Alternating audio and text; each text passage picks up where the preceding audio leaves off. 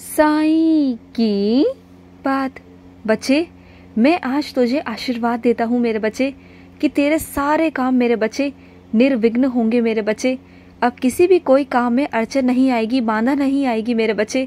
मैं तुझे आशीर्वाद देता हूँ, आज बहुत सारा आशीर्वाद देता हूँ कि अब जो भी काम तुम करोगे अच्छे से होगा और निर्विघ्न होगा। बस कोई भी काम करने से पहले ना एक बार मेरे बच्चे गणेश जी को याद कर लेना और अपने साईं को भी मेरे बच्चे, फिर देखना तुम्हारे सारे काम निर्विघ्न होंगे। मैं तुम्हें आशीर्वाद देता हूँ। और सुनो मेरे बच्चे, कुछ मेरे बच्चे बहुत परेशान हैं, वो कुछ चीज़ों में फंस चुके हैं, उन्हें ऐसा लगता है कि उनके जान पर बनाई है। तो सुनो मेरे बच्चे, तुम्हारे साईं के होते हुए तुम्हें कोई छू भी नहीं सकता। और रही जान की बात, तो तुम्हारे साईं के हाथ में सब कुछ है। जानते हो ना, जाको राखे साइयाँ मार सके ना कोई, तो ऐसे कैसे तुम्हें कोई मार देगा? बोलो, किसी की धमकी से डरते क्यों हो? तुम्हारा साईं है ना तुम्हारे साथ। मैं तुम्हें वहाँ से बाहर निकाल लूँगा, बिल्कुल चिंता मत करना। तुम फंसे नहीं हो, तुम्हें फंसाया गया है मेरे बच्चे, और जिसने फंसाया है ना उसे अब मैं देखूंगा, तुम्हारा साईं देखेगा मेरे बच्चे। तुम चिंता बिल्कुल मत करो।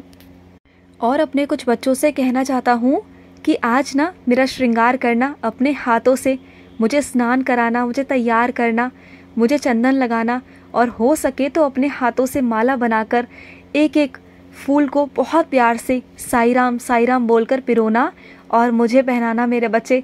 तेरी जो इच्छा होगी ना उसे मैं बहुत जल्द पूरी कर दूंगा, बहुत जल्द मेरे बच्चे। और सुनो, मैं अपने कुछ बच्चों से कहना चाहता हूँ कि मैं तो अपने कुछ बच्चों पर ना बहुत सारी कृपा बरसाना चाहता हूँ, बहुत सारी कृपा। बस वो लेना ही नहीं चाहते हैं, वो शंका में डूबे रहते हैं कि पता नहीं होगा या नहीं होगा। अरे मेरे बच्चे, आओ तो सही, तुम्हारे साईं का दरबार हमेशा तुम्हारे लिए खुला रहता है, हमेशा। आओ और मेरी कृपा लो मेरे बच्चे। मैं दोनों हाथों से तुम्हें देने को तैयार बैठा हूँ, बस तुम आओ तो सही। एक बार दरवाजे को खटखटाओ तो सही, एक बार आगे कदम तो बढ़ाओ। मैं तुम्हें देने को तैयार हूँ मेरे बच्चे, आओ मेरे पास आओ। और सुनो, आज अध्याय 29 पढ़ना मेरे बच्चे, आज 29वां अध्याय पढ़ना। कुछ बच्चों के लिए बहुत ज़रूरी है आज पढ़ना 29वां अध्याय। उन्हें मैं कुछ संकेत देना चाहता हूँ, उन्हें कुछ समझाना चाहता हूँ, जिनसे उन्हें बहुत कुछ लाभ प्राप्त होगा, और जो उनके मन में शंका है ना वो भी दूर होगी। जो उनके मन में सवालात हैं उसके उत्तर उन्हें मिल जाएंगे उसमें। और अपने कुछ बच्चों से कहना चाहता हूँ, तुम जिस रूप में मुझे मानते हो ना, बस उसी रूप में मानो मेरे बच्चे। चाहे तुम अपने मित्र के रूप में मानो, या अपने बाबा के, या अपने माँ के, या किसी भी रूप में मेरे बच्चे, या अपने घर के बड़े के रूप में।